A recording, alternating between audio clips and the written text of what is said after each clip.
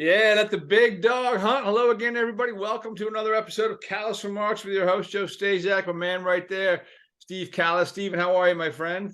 All good, Joe. Great to be with you as always. You too. Welcome to summer. It's June 9th. Yeah, it's already flying by, but we're still in the throes of the finals and final. Let's start with NBA. Which is which? I can. I know. NHL. I mean, I love them to death, but what are you doing? So, okay, let's start with basketball because we've got a big game coming up in Game 4, Nuggets and Heat, and we talked about the similarities between both 8 seeds, both Florida teams, and we'll get into that in a little bit. But Denver really, I mean, after maybe not bringing their intensity, and their coach, ripped them a new one and publicly and probably behind closed doors about how they let Game 2 slip away defensively and whatnot, when the Heat came back and shot 69% in the fourth quarter in Denver to win that game. And then they get dismantled. Jamal Murray and, of course, the big man, the Joker, 30-point triple-doubles, first time in NBA history. How Embiid beat the Joker, now that I'm watching a lot of Joker footage, I mean, I can see the first two, why everyone gave it to Joker. Oh, I can't see this year because the Joker's unstoppable. I'm sorry. Embiid does not do the things Joker has been doing if they switched. And Joker can beat you with, a 40-plus point game, although they tend to lose when he does that, and his assist drop. But and then he has 21 rebounds and over 30 points, and Jamal Murray goes off the other night. Wasn't even a ball game, really. So Denver can really put a stranglehold on the series if they go up 3-1. But like you said, it's been a little up and down. People thought the Heat might take Game 1 because Denver had the layoff. It didn't go that way. Then Denver kind of blows the fourth quarter, had an opportunity to go up 2-0. Heat kept it a game. What are your thoughts on Game 4? Well, I like Denver to win. I picked them in 5, so I'm hoping they win. But it's been I thought Miami, I'm one of those people thought Miami could win Game 1 because Denver had 9 days off. That was ridiculous. It looked like they had no days off. But then I thought Denver for sure would win Game 2, right? Yes. And I kind of liked them in Game 3, but I will say this, and Mike Malone in today's game, to me, and he does remind me of his dad, who I played for 100 years ago. But to call out your players publicly, Joe, in today's NBA, which is kind of, you want to be a player's coach, it's kind of a player's league. But he said lack of effort. And you know what? A few of his players agreed with him. And apparently behind the scenes, Jokic loves Malone, so he can. I think they all do, yeah. I think they have that relationship where he can. Right. But the reality is now, and I found this fascinating, but in the fourth quarter of all 3 games, Denver has not been good. But they were up by so much in Game 3. I think they were up 21. And I was surprised that that Miami took their starters out with a couple minutes left in the game, because Lowry hit those 2 threes in a row. Then they had that flagrant foul that nobody looked at when Murray got the rebound and went like this and elbowed somebody right in the face. I thought that was a flagrant, and they didn't even check for a flagrant. So I thought they cut it to 9 with like a minute and a half. I know it's improbable, but Lowry was in Lowry. Once in a while, when he gets there, like in 3, when he hit those 2 threes in a row, the second one was from Steph Curry range or Lillard range. He made it a game in Game 1 too when he shot that big lead down. So he's a little streaky, but I was surprised they took out all the, and then they showed, Jimmy Butler on the bench. It was 4. Now Lowry's not a starter. There was 1 starter on the floor at the last 2 minutes of the game, and they cut it from 21 to 9, which is, again, if it was 16, it would be 16 to 4. They were just too far behind. But Denver has been terrible in the fourth quarter. All 3 games they got outscored, I think. Certainly the first 2, and Malone was screaming about it correctly. So I still like Denver. I wrote a thing on Facebook. To me, Jokic is already one of the best 15 or 20 best players who ever lived. And I wrote before this game, every game he does like something more incredible. And so this is the first 30 points or more, 20 rebounds or more, 10 assists or more in the history of the NBA Finals. And think about that, and nobody's ever done it. So I still like Denver when him and Murray are on. I've said for years when Murray's healthy, they're very, very tough. And not just because he missed a year with an ACL. I think even before that, he used to get hurt. But if they're like that, they're going to be virtually impossible to beat, I think. And now it's 2-1, so they got home court back. And I think it might have been Malone who said, we didn't come down here to win one game. Okay, because you already won one game. Yeah, right. Easier to say. Probably before the first game we're down. Yes. No, but no, you're down there to win every game. We totally get that. So I still like Denver. But what he and Murray did in game 3 is, again, unprecedented. Never happened. 30-point triple doubles, 2 guys in the same game in any game ever in the history of the NBA, not playoffs, not finals. And what Jokic is doing, I'll say it again, on a daily basis. It's just incredible. There was one stat, I hope I can find it. There was one stat. Denver out rebounded them 58-33. I mean, 25 plus 25 on the rebounds. But there was one. I wish I could find it. I can't find. Oh, here it is. 500 points, 200 assists, and 200 rebounds and 150 assists in a total playoff before Jokic joined them yesterday. It was Larry Bird in 1987, and LeBron has done it 4 times. And before everybody forgets about Oscar and Wilt, let me just say, in the old days, you played at most 3 series. The opening round was 3 out of 5. These guys are all playing, taking nothing away from them, don't get me wrong. These guys are all playing 4 series. And if I could just jump off on my Oscar tangent, I finally went and looked at Oscar when I told you that he played the Celtics his second year, a 7-game series. That was in the Eastern Conference Finals, but his numbers were beyond staggering. But they don't count. The only time Oscar played in the finals, as you'll remember, is when they played out with Alcindor, now Kareem, when he won his only title. And by then he was Oscar. He was like 35, whatever he was. I don't know how old he was, but even then he averaged like 24, 7, and 7 playing with Kareem. But he wasn't Oscar the way he was his first 5 years. So I take a step back on Oscar on that one. But, now they're putting up all these things. Oh, in the last 25 seasons, they do that because if it's not Wilt, it's Oscar. If it's not Oscar, it's Wilt. If it's not them, it's either Jerry West or Elgin Baylor. But that's what they do now. Either that or since the merger, because that wipes out all Bill Russell, Wilt, Oscar. They're all gone. So I think that's a little sad. But again, what Jokic is doing, joining LeBron and Larry Bird, averaging a triple-double in the playoffs. He almost averaged a triple-double for the season. He had 9.8 assists per game. I think the guy's I've moved him into the top 15 players of all time already. Yes. And I think going back to Embiid, I think people just felt bad for Embiid. Like he may never win one if he didn't Or win. wanted to hear him stop whining about it. Maybe that was it. The squeaky wheel gets the oil. Is that it? Yeah. But he had a great year. He did. But again, you drive for show, you putt for dough, and I know they don't count the playoff runs and whatever. I think they should. Right, it's a little ridiculous. To me, that defines MVP. Correct. Same with Coach of the Year and all that other crap. Who cares Correct. about the regular season? But yeah, okay. So see, I'm kind of with you on that.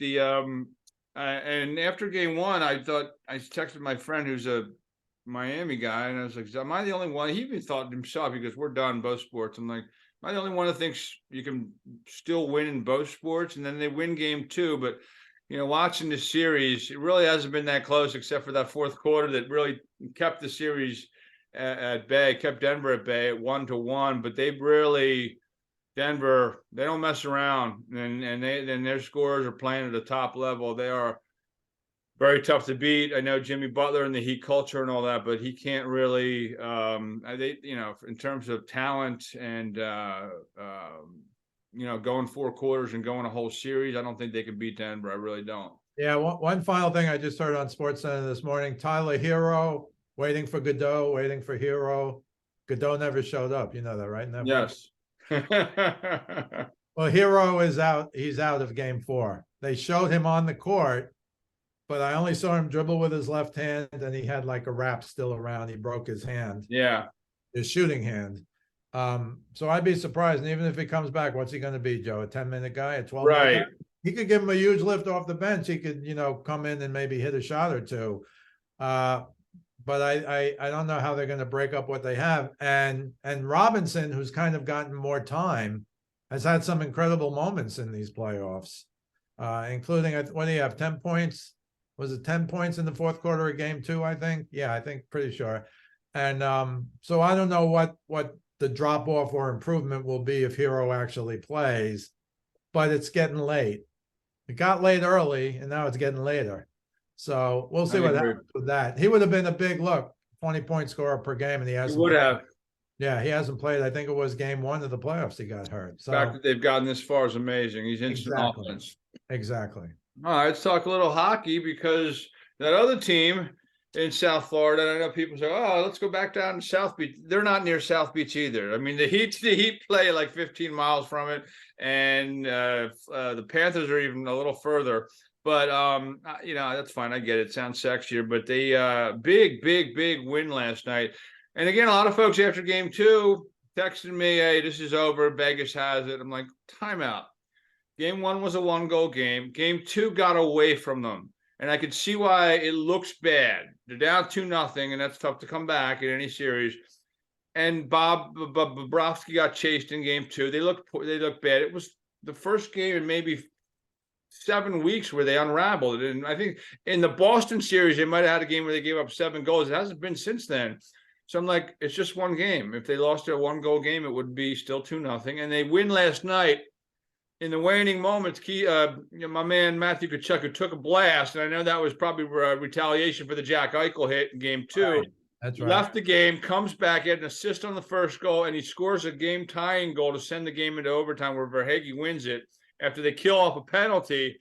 Another clutch comeback by Florida, keeping them alive. I know 4 teams have come back from 3 down. It doesn't happen. The Flyers, by the way, were the other team I couldn't think of a few weeks ago against the Bruins in 2010. But so they're in the series. Again, except for game 2, it's been pretty close. Vegas looks like the better team, but the better team doesn't always win. You have to play better in those 60 minutes when you have the opportunity. And now Florida has made it a series, and they win game 4. And guess what? It's a best of 3. Your thoughts?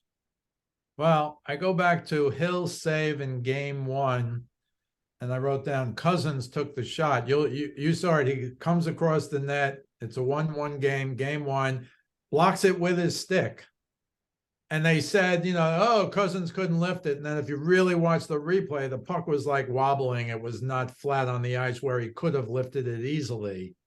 But that save, I thought, propelled them to a game 1 win.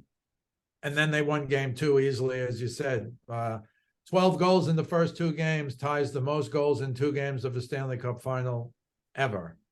But they did the right thing by pulling Bobrovsky. It wasn't his night. He gave up 4, but they scored 3 more without him. I think 1 might have been an empty netter. But he changed the series yesterday, just as I thought Hill might have won the series in game 1 with that save. I think Bobrovsky last night, but you're right. Tkachuk, we go back and forth. Tkachuk, Bobrovsky, if they win. Marchessault, who I should say, has 13 goals. 13 goals in 13 games, Marchessault. He's the winner to me, although you could give it a Hill. But you're right. It's a series now. I didn't really give up on Florida. You know why? Because of the hot goalie thing. And Bobrovsky has been great, except for game 2. Maybe he had 1 bad game against Boston. That's 100 years ago, and they beat Boston. So I think it's a series now. But I agree with you. The Golden Knights do look like the better team. It's kind of funny that Cassidy is the coach. You know about that whole story with the Bruins, right? Cassidy. Yeah, my buddy from Boston is out of his mind. He's like, either Florida's lifting the cup or the guy who the Bruins fired last year. That's pretty scary. But no, I think it's still a series. Although I will say to you, from watching every game of both of these series and the prior series, it looks on paper like Miami would have a better chance to come back against Denver. But I think because it's hockey, and because of the goalie, and because of the way the puck bounces, I think Florida has a better chance to win. Before the series, I picked Denver and Florida Panthers. but we'll see what happens. But again, I think the NHL is more unpredictable. And even though to me the Denver series has been unpredictable, again, I thought Miami could win game 1. I didn't think they'd win game 2. But I still like Denver, and I liked them in game 3. And I think they can win game 4 and essentially end it. Because then you get into that whole 3-1 and Doc Rivers isn't coaching. So I knew Doc Rivers was going to come in there somewhere. I'm sorry, but and don't forget, everybody and their mother says he's a Hall of Fame coach. I'm not saying he's not. He's got 1,000 wins and 1 championship at Boston 15 years ago. But well, I don't want to get off on Doc. Yeah, I know. He was a good player. He's a good coach, but forget all that. I think it's still. I think Florida can win. And even though Miami on paper looks like they have a better chance to win, I don't really think they do after watching game 3 and seeing what those guys did. Because in the first half, I thought Miami was playing out of their minds and they were losing. That's like my judge of the whole thing. Sure. No, I understand. So that's what I think, though, the remaining of both of these series. Interesting you say about that save that Hill made in game 1, because I'm going to go back a little bit. You know, when my Capitals won the Cup a few years ago, they were your Capitals. My Capitals finally won their Cup. I picked them every year, and they finally win one. So they're in the Stanley Cup Finals against Vegas. Vegas's first year, they lose game 1 in Vegas 6-4, and then in game 2, Braden Holtby makes a ridiculous save. I think it was Alex Tuck, I'm not sure if I'm saying his name right, with a stick to preserve a tie in that game until they went on to win 3-2, the Capitals. That was a game saving, maybe a series turning save, because the Caps win game 2 to tie the series at 1. They go on to win the Cup. That could have been like that, the turning point in the series the other night when you said Hill makes that save in game 1. And Vegas goes on to take the first 2 games. We shall see. But that was that's the last time we heard from the Capitals. And Vegas, sometimes things even out. The universe evens itself out. Again, for 5 years in the league or whatever they are, second Stanley Cup final appearance. It looks like they're the favorites now. Pretty impressive stuff by the Vegas Golden Knights and the former coach of the Boston Bruins. So Boston's having a rough year. Boston, I mean, you think we have a bad Philly? Boston's having a little bit of a rough time here. But all right, so that's that. And then, of course, really, we're still talking horse racing. Are there any horses alive to play to run in the Belmont? And then now that we got this smoke issue, what are your thoughts on tomorrow's race at the Belmont? Yeah, it's really a black mark on thoroughbred racing. It's really terrible. They have an investigation at Churchill Downs. They're not racing on that track now. I think they've gone to Ellis Park or some smaller track. But the Belmont tomorrow is so weird because the governor of the state of New York, either last night or this morning, made an announcement that goes something like this. I know it's been terrible in Philly. It's been terrible in New York. We got up to 481 or something on that scale of 500, where 500 is like, get inside, close all the windows, put the AC on, and I don't know, wear an N95 mask if you walk outside. But now she's announced that right now the Belmont is on for tomorrow. But they're going to have, if the score on the whatever that air quality index is like around 150, they're going to have vets examine all the horses. How? I don't know. What they're going to ask them, can you breathe? I mean, what? I don't know what the test will be, but they actually will need veterinarians' approval, not from do they have a bad leg or something, but from the weather, to see if they can actually race in the race that's going to take place 1 or 2 hours later. She also said that if it gets too high, they might cancel the race right up to like an hour before the race. Now you can imagine the Belmont is kind of on the border of Queens and Long Island, and everyone out there, this is a huge day for them. To me, it's not a big deal because no horse won, 2 different horses won the first 2 races. But she said, I just want you to know now the race might be canceled. So the people out of Belmont, this is their one day to make a fortune, right? They might not be too happy the way this is going down. But right now, it looks like it's getting better. It's better in New York yesterday than it was 2 days ago. It's better today. I went out 2 days ago and had a mask on and had to move my son's car in the beautiful alternate side of the street parking of New York City and many other places. And I was like, man, this is terrible. because it was terrible. But now it's much better. And people are out and about, at least today, in New York City. So we'll see. I think it's going to go off. And as usual, I'm going to throw out all the favorites. You know me. But I like this Arcangelo, who is 8-1 morning line. I don't think he'll be 8-1. But once upon a time, years ago, it was a big deal that you had a race over the track. And Arcangelo won the Peter Pan Stakes, which is a grade 3. It's not a grade 1 like this. But he won at Belmont Park, like I want to say 4 or 5 weeks ago, whenever the Peter Pan was. And I watched that race 5 times. And he had a good early trip, but he was 4 wide around the turn. And then he went head and head with the leader. And the leader actually pulled away by almost half a length. And you never see this, Joe. Then Arcangelo came back and beat him by this much. It was unbelievable. Thoroughbred horses just don't do that. Once they're beat, they're beat. And so the knock on him is he's only had 4 races, but he gets Castellano, who finally won his first Derby. He's won everything else. He's a great jock, and he rode him in the Peter Pan, so he obviously loves him, and he's going to take him here. You know, Baffert's horse, National Treasure. He won the Preakness because Baffert was suspended from the Derby, so he's out. You know, he's out to win. Forte, who was the favorite in the Derby, but hurt his foot the day of. I think he got scratched the day of. I think we were on the air, and I thankfully saw it. So he's back, but now he hasn't raced, I want to say, in 7 or 8 or whatever the weeks are. And it's hard for him. But the knock on Arcangelo, just so you know, is so he's been 1 1/8, which everyone was until they go 1 1/4 in the Derby. That's 2 turns. 1 1/8 is 1 turn. So he's never been 2 turns before. But if Castellano keeps him in like he kept him in the Peter Pan, I think he's going to be right there at the end. And you're not getting 8-1, but I think you're going to get, he's like the hot horse now, I think.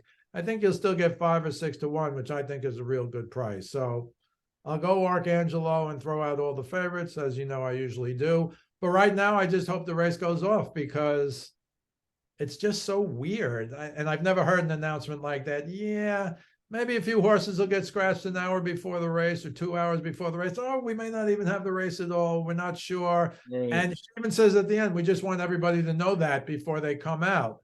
Now, if you're in Belmont, if you're a legislator in Queens or Long Island, where it's the biggest day of the year, you can't be happy. No. Although I think if I were going, I don't think I'd go. You got to spend some money. It costs a fortune to park on that day. It costs money to get in. If you want the fancy tickets, it costs. This is their day. My prediction is it'll go through because this talks. Yeah, I think you're right. And I don't know if they can fudge those numbers, but I never heard of the air quality index before this week. And we were all in the same boat. It was really terrible. And just, you know, I won't go into a climate change speech here, but my goodness. And we just don't know how to handle these things. I'm sorry. We just don't. I should probably watch the news more because I woke up the other day and it's a little hot, foggy out or hazy. I'm like, that's just weird, but whatever. And my neighbor's walking his dog with a hazmat suit on and a big gas mask. I'm like, what is happening? I mean, I know he's very overprotective of some things, but I'm like, that's a little strange. And my daughter's like, Dad, you haven't been watching the news? The index is like 379. I'm like, it's index. All I know is a tanning index. What's the tanning index today? She's like, oh, Dad. So what do I know? But yeah, no, you woke up, you thought you were on Mars. That's what happened. Yes, well, I often do that. Yeah, yesterday was one of those days. But anyway, hey, great stuff, man. You get Steve's stuff and our weekly stuff on YouTube and also on Steve's Facebook forum page. Speaking of sports with Steve Kallas. And also his videos, westchestercountypost.com, also on YouTube. My stuff's on YouTube as well. And on my Facebook page, Joe Staszak. And you can also follow me on Twitter at Joe Staszak 975 or on Instagram, Joe Staszak 4799. Great stuff, Stevie. I'll talk to you this weekend. We'll catch up on some games and some ball. And we'll see if the Belmont goes off. Awesome stuff as usual, bro. Always a pleasure, Joe. You too. I appreciate it, folks. Thanks for watching. Have a great week. Stay safe and keep those smiles on those faces. We'll talk to you later.